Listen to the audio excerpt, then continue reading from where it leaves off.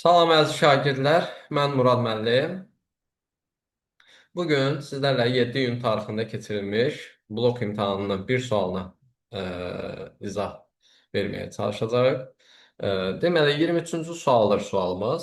23-cü sualda mənə DNT molekulunu verib və DNT molekulunda mövcud azot əsaslarının əmələ gətirdiyi rabitələrin sayını verib 4400 olaraq, hidrogen rabitələrinin ümumi sayını isə 2400 olaraq veribdir. Burada pentozaların əmələ gətirdiyi rabitə sayını nə edirik? Hesablayırıq. Deməli, mən bunu bir izahla verəcəm, bir də qısa formada deyəcəm. Deməli, əgər mən nukleotit üçün çəkirəmsə, deyək ki, burada olsun ortofosfatı, sonra olsun bunun karbohidratı, sonra olsun nəyi? Azot əsası. Tutaq ki, adenin. Bu neyniyəcək? Qarşısındakı nukleotidlə bu cür hidrogen rabitəsi əmələ gətirmiş olacaq. Yenə mən digərinin azot əsasını çəkəcəm, yəni timini çəkəcəm. Sonra bunun karbohidratını çəkəcəm. Sonra nəyini çəkəcəm? Ortofosfatını çəkmiş olacam. Gördüyümüz kimi DNT molekulunda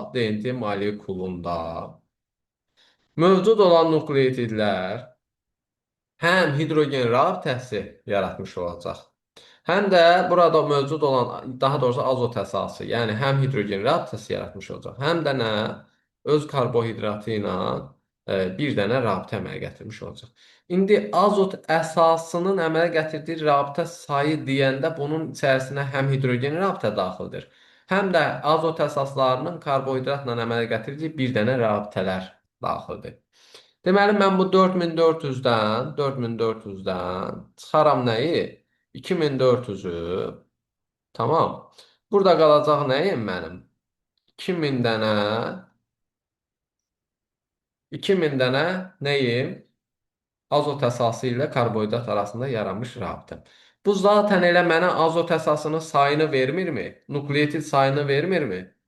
2000 dənə nukleotidim varsa, mən zəncirin bir tərəfinə 1000 yazaram. 1000 yazaram. Digər tərəfinə də nə yazaram? Yenə 1000 yazaram. Ümumi nukleotidlərdə, yəni DNT molekulunun bir tərəfində və digər tərəfində mövcud nukleotidə uyğun olaraq pentozanın əmələ gətirdiyi rabitə sayını 3n-1 düsturu ilə hesablayırdıq, əziz şagirdlər. 3n-1 dediyimiz nə idi? N-in yerinə gətirib nukleotid sayını qoyurduq. 3 vur 1000. Elədi nə qədər? 3000. 3000-dən çıxaram, həmin biri qalar 2999 və digər DNT molekulunun digər zəncirində də eyni sayda nukleotid olduğu üçün eyni miqdarda da nə olmuş olacaq? Pentozanın əmələ gətirdiyi rabitə sayı olmuş olacaq.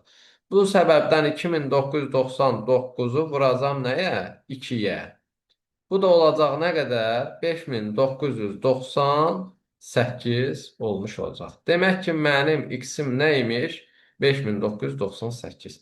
Qısa olaraq zaten mən sizə bildirmişdim ki, azot əsaslarının əmələ gətirdiyi rabitə sayının içərisində həm azot əsasının karbohidratla birləşməsi var, həm də azot əsasının qarşısındakı ilə yaratdığı hidrogen rabitəsi sayı var.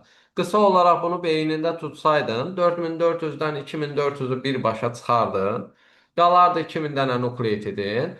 3n-1 düsturundan da gətirib hər zəncir üçün 3n-1 düsturunu tətbiq edib, sonda sən həmin 5998 cavabını avtomatik alardın və sənin cəmi cümlətanı heç 10 saniyə vaxtın gedərdi.